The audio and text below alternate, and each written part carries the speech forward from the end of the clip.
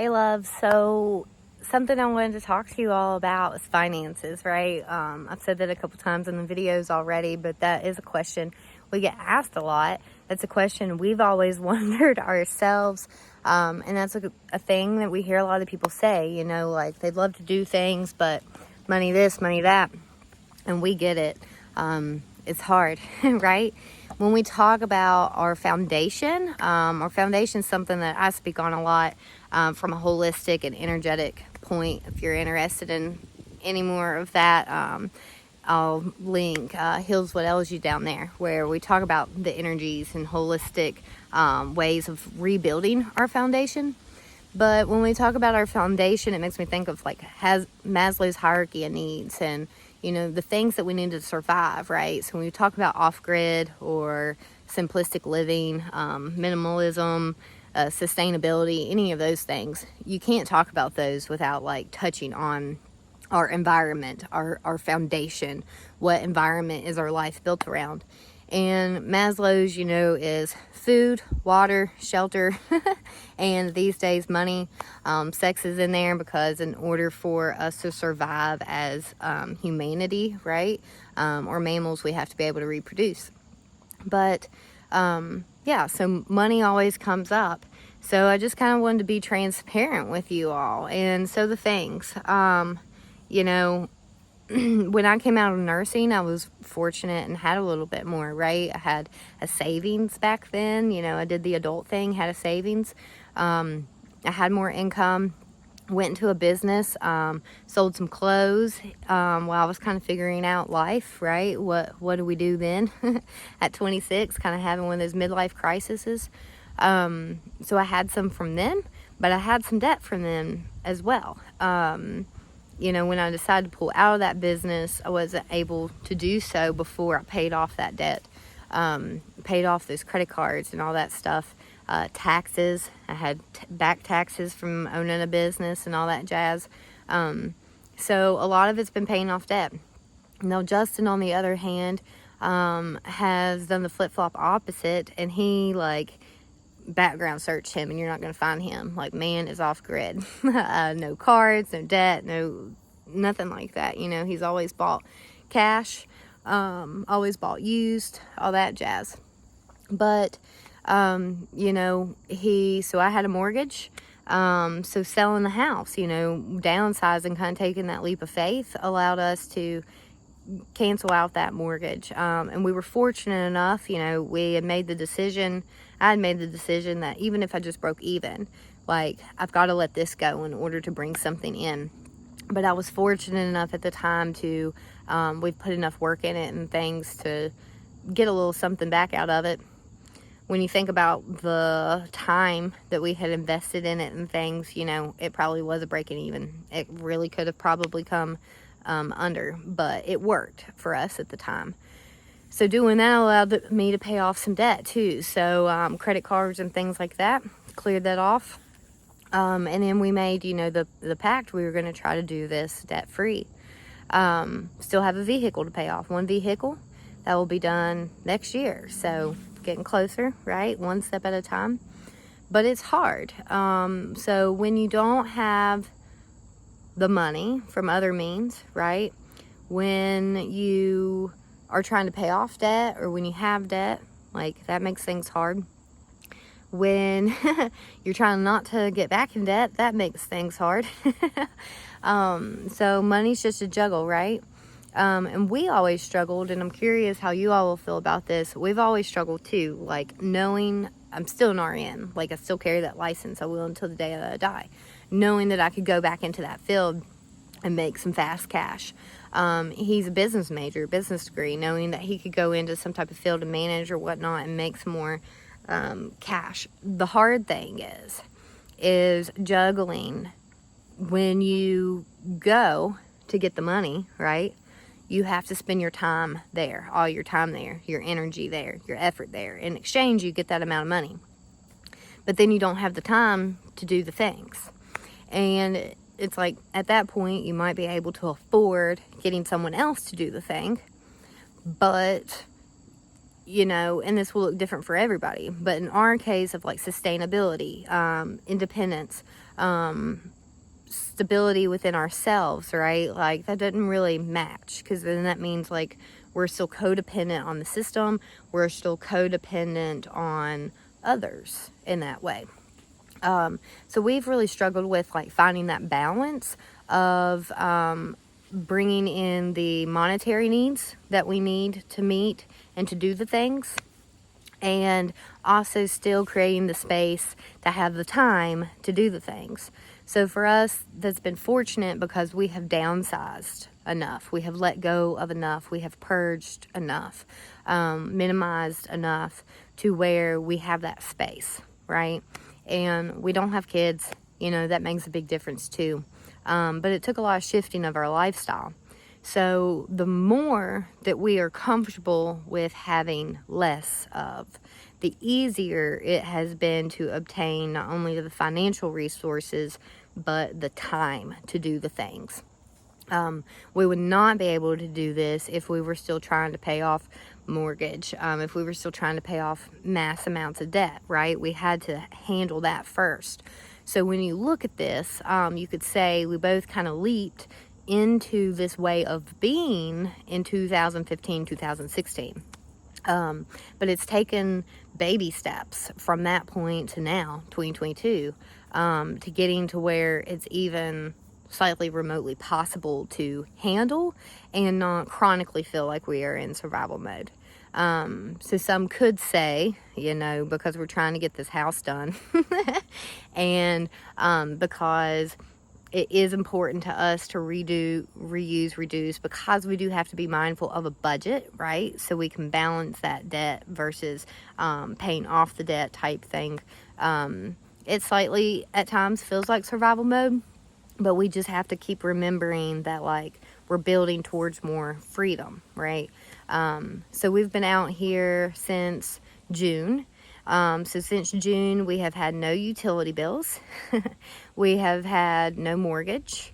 We've had no rent. So what we do have, so let me share that with you. Like, what do we have in the form of like debts and things that we have to pay at the moment? So obviously we have to have food money. Obviously, we do have to have some type of money for construction materials. We still have one vehicle that we're working on paying off. And again, we're 1 year out from that happening. Student loans, we had student loans, but you know, thanks to the universe and government and all that, we're going to be fortunate enough that those are completely cleared off from us. So that helps a lot. Yeah, just like to get that off the back of our mind that we still have that debt owed. Property taxes, we still have to pay. We still have to pay dog taxes. We still have to pay income tax, business tax, you know, that type of thing. And we have a storage unit. I'm trying to think, $70 in a storage unit, which we would love to get rid of sooner than later, but we'll see. So all in all, we work part-time jobs. They make over a little bit more than minimum wage here. So I'm trying to think, $11 an hour. Some of you all that might not be a whole lot, and here in West Virginia, that's a pretty good deal. So we've been working that pretty much covers the bills. And we still have to find ways to like food and construction. So we've learned a lot of our resources, food pantries, food banks, things like that. We've learned ways of eating, like remembering it's like we've built this kitchen and now we're like, okay, it's trail food, like because of weather, building time, things like that. Makes it a little bit more affordable. Let's see. I did. So here's the crappy thing, the downside of things. So I had paid off credit card debt, and then in this in-between state, so I've been trying to find a part-time job since March, and it is now, let's see, when did it start? In August. So it was a good bit of time between a span of like that income not coming in. I also switched my Reiki practice to like this virtual state in order to be able to build and to heal some codependency within myself and within others. So that took a shift, right? So income there looked a little bit different. So at that point in time, I did start using that credit card again. So it's like, debt. But this time, way more intentional about it. And this time being able to make the payments, right, to pay it off. So that's been a learning trick too, of allowing myself to know that it's okay to use that resource, but very intentional and very wisely. So just food for thought there. We know that in order to get this done, we'll probably have to go back into about $3,000 of debt. And we're okay with that when we look at things in a bigger picture, like $3,000 of debt to get this thing done. Maybe 5 if, things look a little different, versus, 75, 100, 150, 250. When you think about like the debt people go into a house, or into a vehicle or into student loans, right? It's very minimal. So just wanting to throw that out here, as in, like, it's not as if like there's no debt and everything's done by cash and everything is gifted. There is debt, but in a very smaller scale, that's taken years to like build down and gotten in control, right? Yeah.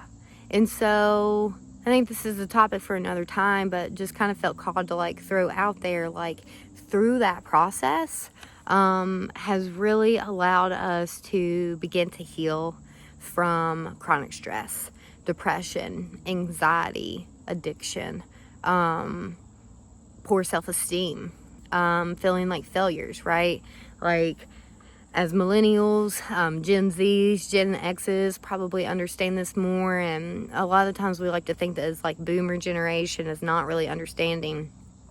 And it's funny because boomer generation really does have this like work hard thing, not really seeing that these other generations, we do work hard. It's just we're not in the same lifestyle, right, that was available for them at that time. But we learn a lot from that generation too. A lot of their chronic stress, a lot of their addictions, a lot of their sacrifices that they've had to make, a lot of their regrets, right, if they could do it again. And so through like these lifestyles of downsizing, through these lifestyles of healing, these choices that we're making, whether or not we get to solely be off grid or whether or not we're making these changes where we can in modern society, there's a healing about it, and a reconnecting to nature, of becoming acutely aware of our resources, becoming acutely grateful for the resources that we do have, about being smart and savvy and paying attention to your energy, paying attention to where you're spending your time, right? Like, time is our most valuable resource versus money. So, and that's why we were like, I mentioned, we've been very careful about like how much time do we give to someone else's dream versus us. Is it worth it to sell all of our time for income, versus having that balance of like selling some time for income and creating time for ourselves too, because otherwise we just end up in this wheel, and we're giving too much of ourselves and not being able to receive enough of ourselves. Yeah. So whatever journey you're on, whether or not it's off grid or something different or whatnot, you'll know what that looks like for you. But that's how you do it. That's how you do it with no money. We have both had, I'm trying to think, we've both had received a little bit of money from losing grandparents. And like, that sucks. That we lost them. That's part of life. And it's fortunate that we were able to receive a little bit. But I'll tell you, that was earlier on in our journey too. So not like at the spot that we're at. So reusing, collecting, everybody has so much stuff, right? Consumerism, we all have so much shit that we don't use, that's just laying around. So a lot of our stuff has come from there, and that's one of the reasons. And we could sit there and say that, it's for humanity, it's for the planet, and it is in a way. Like, we're very connected to the planet. We want to see things be more sustainable. But it would be a lie to say that it also wasn't because of money, you know. We know that it would be easier if we could just like go swipe a card or spend some cash or something and collect all the things. But this way has taught us a whole new way. We've had to be in tune with seasons. We've had to learn to sit still. We've had to learn to receive, and that's a hard thing, right? To kind of put your pride aside a little bit and let somebody give you something. Just tell someone that you are in need of something. So it's been interesting in general. There's a lot comes from it. But the biggest thing is don't allow money, lack thereof, to stop you from pursuing whatever it is that you're trying to pursue. And as long as it's something you're passionate about, something that brings you joy, something that deep inside your soul you want to do, money, no money, you'll make it happen, and you'll be happy doing so. It's a sad thing to only do something when we have the money for it, to only do something because of the money. That's where we end up in this burnout, right? That's when we end up with the depression, with the anxiety, with the addictions. Yeah. Something really cool is to be able to say that you're doing something despite the money, because you're claiming your power and choosing how you spend your time. Okay, I'm gonna leave that at that. long video about money. But yeah, let me know what you think. Like, you don't have to agree with that. This has just been my life lesson. And it's not like we couldn't use a little bit more. Like I said, this road, like, we've had trouble with this damn road. But we'll get there. And we're finding resources, we're finding help, we're finding assistance. We're getting some money, you know, so all of those things together, we might be able to just make it happen, and exactly when it needs to happen. Okay, so I'll see you all in the next video, sharing what we're doing a little further down the road. Take care.